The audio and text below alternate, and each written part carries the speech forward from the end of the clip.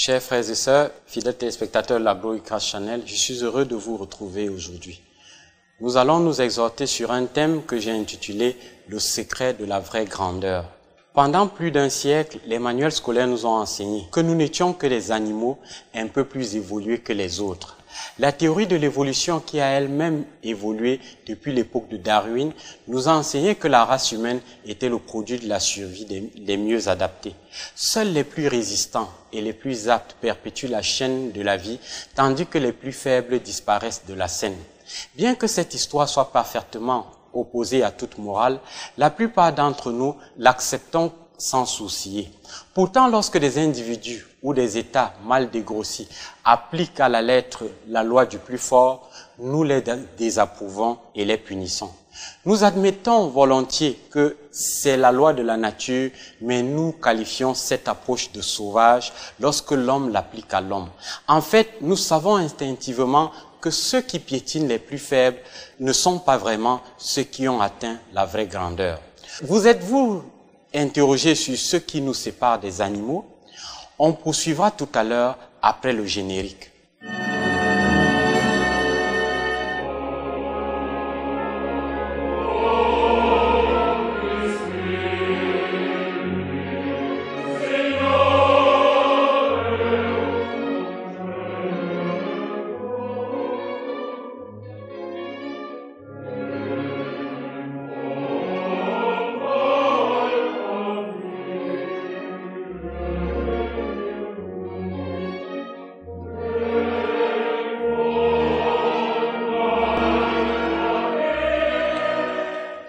Nous suborderons qu'il existe une différence fondamentale qui nous sépare des animaux, mais il nous est difficile de mettre le doigt dessus. Certaines personnes pensent qu'il s'agit de notre capacité à bâtir des villes. Pourtant, bien des espèces animales vivent en communauté et ce ne sont donc pas nos agglomérations qui nous différencient du règne animal. Serait-ce la communication verbale qui ferait de nous une espèce à part? Bien que notre langage soit très évolué, il n'est pas unique à notre espèce. Les dauphins, voire même les porcs, communiquent verbalement. Bien que limités, les claquements et les grognements permettent à ces espèces de véhiculer des messages audibles aussi bien que notre parole humaine.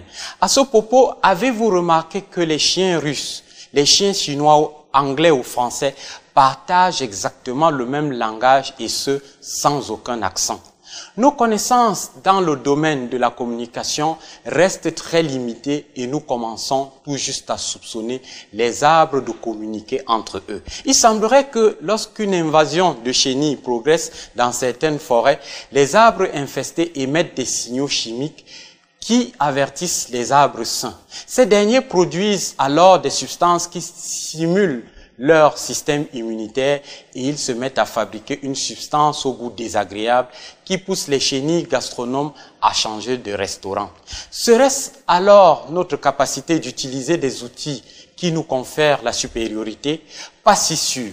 Placer un singe dans une cage avec un régime de bananes suspendu hors de sa portée et placer un bâton dans un coin de la cage. Après quelques tentatives infructueuses, il finit par utiliser le bâton comme un outil. Le lendemain, il ne tente même plus de se prendre pour un kangourou. Il va directement au bâton et fait choir son déjeuner. Il a donc utilisé un outil. Primitif certes, mais un outil quand même. Pourtant, nous persistons à croire que nous sommes différents des animaux. Serait-ce parce que nous estimons avoir tant d'avance sur eux dans l'échelle de l'évolution? Le langage du chimpanzé le plus évolué le hisse péniblement au niveau d'un enfant de 2 ans.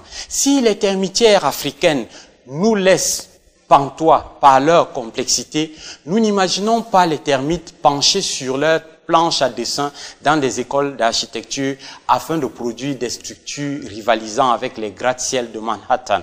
Certes, quand Delgado ramène mes babouches, Delgado c'est mon chien, que Marguerite tire ma charrue et que Jumbo empile mes troncs d'arbres en rangées rectilignes, ils font preuve d'habileté acquise. Mais de là à conclure qu'ils pensent et apprennent comme nous, il y a une certaine marge. Que je sache, Madame Lapine ne se scandalise pas lorsque Monsieur Lapin ne lui offre pas de fleurs le jour de son anniversaire. Les animaux ne pensent pas en termes abstraits. Ils sont incapables de faire la différence entre un gribouillage d'enfants et un Van Gogh. Et par-dessus tout, et c'est probablement la différence fondamentale entre eux et nous, ils sont totalement incapables de concevoir une divinité et de prier. Phénomène qui pourtant est l'apanage des sociétés les plus primitives. Serait-il possible que l'une des réponses à notre question se trouve dans le tout premier chapitre du livre de Genèse? Dieu dit que la terre produise des animaux vivants selon leur espèce, du bétail, des reptiles et des animaux terrestres selon leur espèce. Et cela fut ainsi. Dieu les fit les animaux de la terre selon leur espèce, le bétail selon son espèce et tous les reptiles de la terre selon leur espèce. Dieu vit que cela était bon. Genèse 1, verset 24 à 25. La Bible affirme que Dieu créa les animaux selon leur espèce. En d'autres mots, les brebis seront toujours des brebis, sauf lorsque les hommes s'amusent délibérément à modifier la génétique.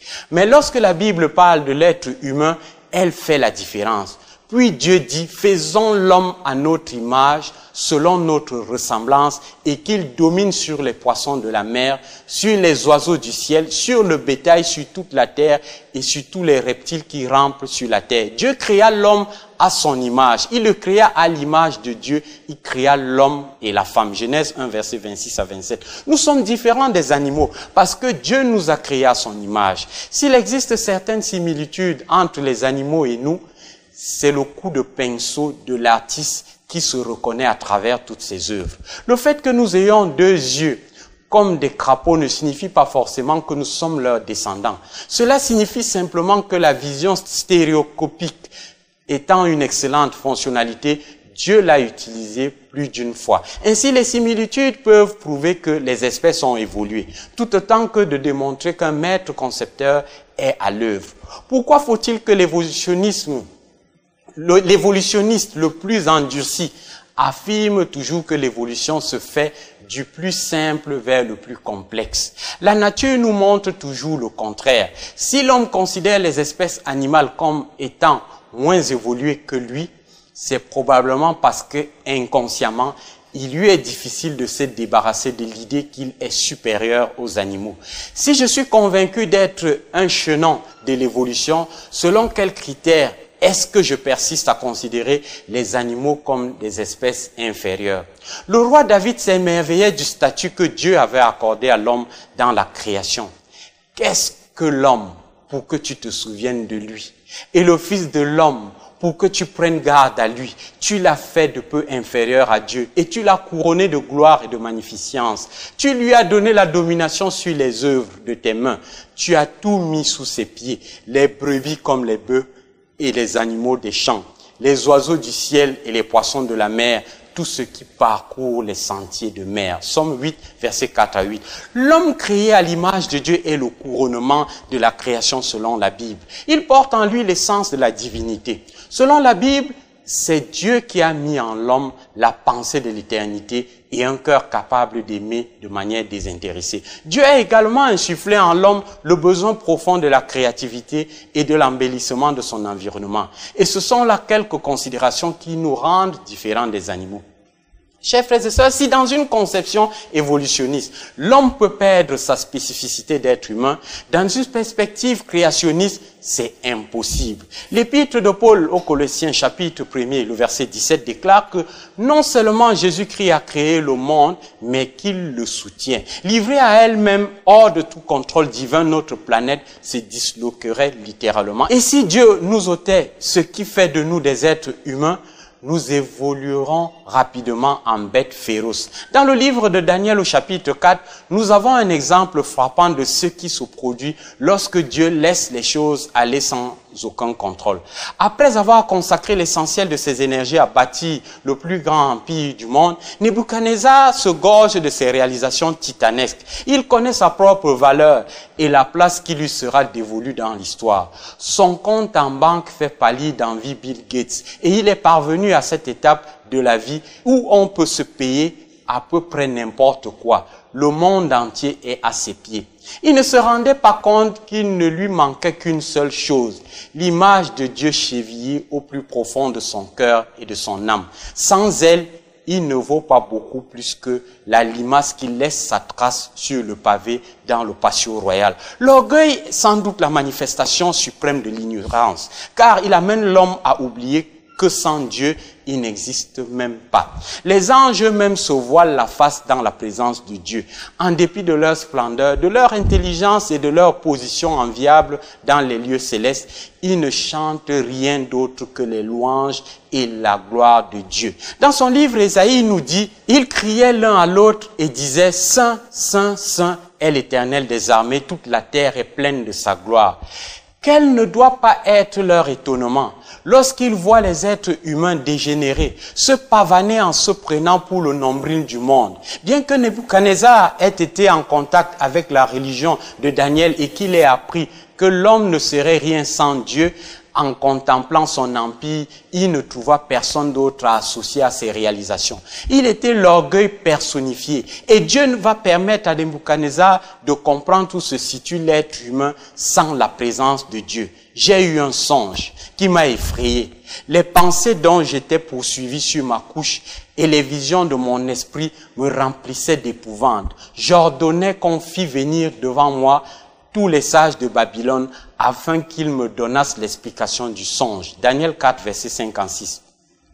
L'incapacité de l'homme à tirer la leçon de ses expériences passées est absolument fascinante.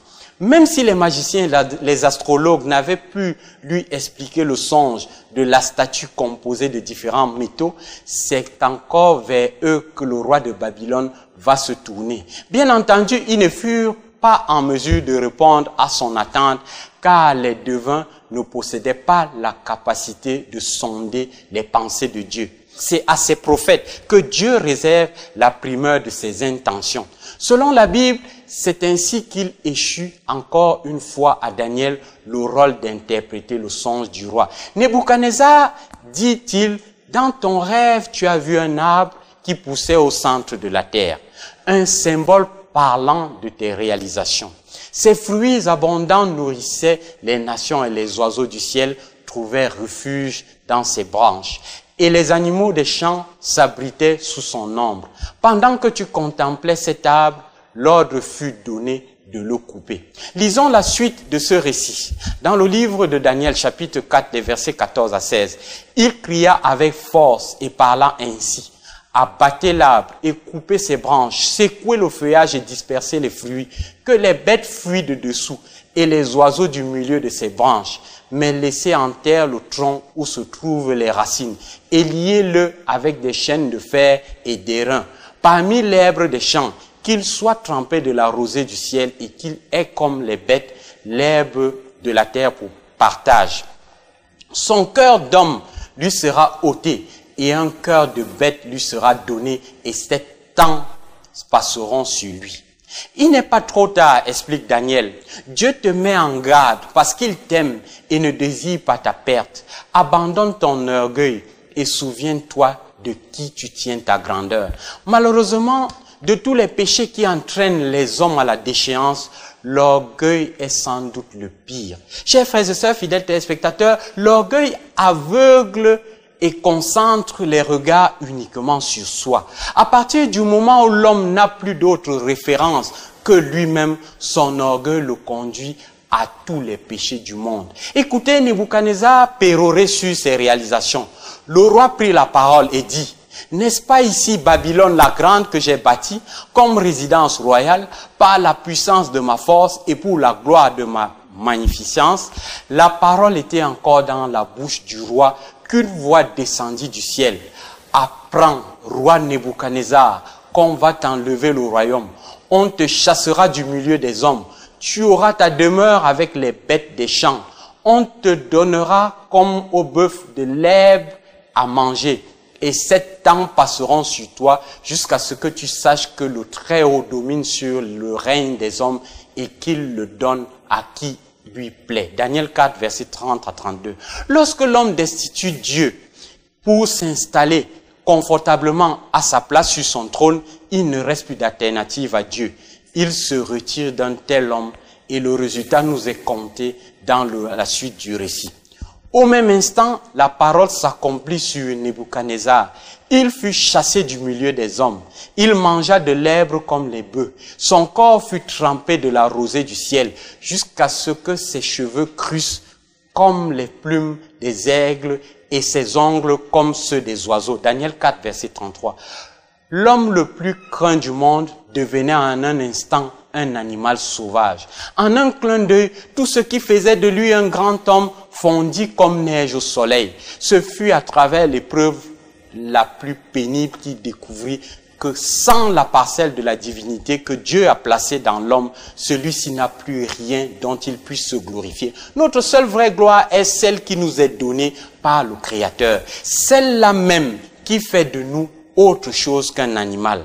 En faisant de sa propre personne l'objet de son adoration, Nebuchadnezzar congédiait Dieu de sa vie. Son ego remplissait tout son cœur et ne laissait aucune place à Dieu.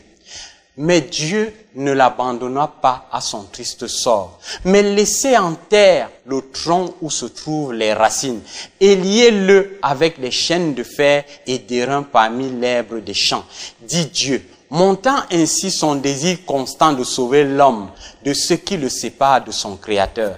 Pendant cette année, Nebuchadnezzar allait pouvoir méditer sur ce qui fait la grandeur d'un homme. Il arrive dans notre vie, dans notre propre vie, chers frères et sœurs, chers fidèles téléspectateurs de la Glory Class Channel, que nous passions par des rudes épreuves, alors même que nous n'avons rien fait pour le mériter. C'est bien la leçon du livre de Job. Aussi, il convient de ne jamais interpréter les épreuves de nos semblables comme la manifestation de la défaveur de Dieu.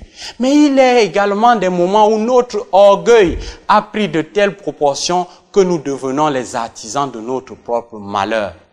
Puis-je vous encourager aujourd'hui à faire votre propre examen de conscience?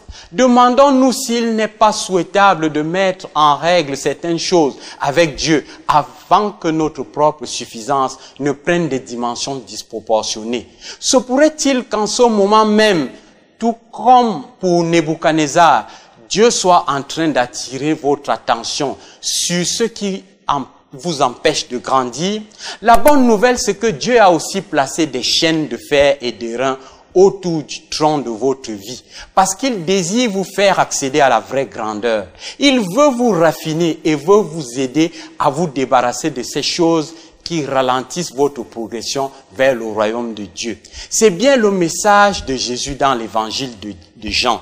Je suis le vrai cep et mon Père est le vigneron. Tout sarment qui est en moi et qui ne porte pas de fruits, il le retranche. Et tout sarment qui porte du fruit, il l'émonde afin qu'il porte encore plus de fruits. Jean 15, verset 2. Jésus nous apprend que Dieu émonde le sarment de notre vie afin que nous portions ensemble plus de fruits à sa gloire. L'homme moderne croit dur comme fer qu'il est le produit de millions d'années d'une lutte permanente pour la survie. Mais dans l'épisode du chapitre 4 de Daniel, Dieu nous rappelle que nous ne sommes pas des animaux mutants dans une longue chaîne de l'évolution. Il désire mettre un cerceau de fer autour du tronc de nos vies dévastées afin que nous puissions être recréés à son image. Nebuchadnezzar a su tirer la leçon de son expérience de cette année passée à manger de l'herbe des champs. En reprenant sa place sur le trône de Babylone, il rendit gloire à celui qui lui avait rendu sa splendeur passée, débarrassé de son orgueil incommensurable. L'image de Dieu commença à sourdre de son âme et Nebuchadnezzar découvrit le secret de la vraie grandeur. Si aujourd'hui, vous ressentez au fond de vous-même que vous êtes aussi autre chose qu'un animal en mutation, n'est-il pas temps pour vous aussi de réclamer votre héritage d'enfant de Dieu? Prions ensemble dans ce sens. Père céleste, Je redécouvre aujourd'hui que tu conduis l'univers de ta main bienveillante. Je veux apprendre à vivre de toi dans une dépendance fructueuse.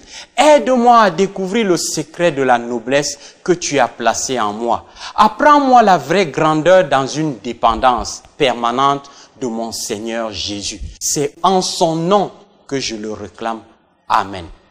Chers frères et sœurs, fidèles téléspectateurs de la Glory Class Channel, si vous avez aimé cet enseignement, si vous voulez en savoir davantage, si vous voulez un conseil ou rencontrer notre pasteur, nous vous invitons à la chapelle de la gloire de Christ. Nous sommes au quartier Mvogada, à 150 mètres du carrefour Isakam. Soyez bénis.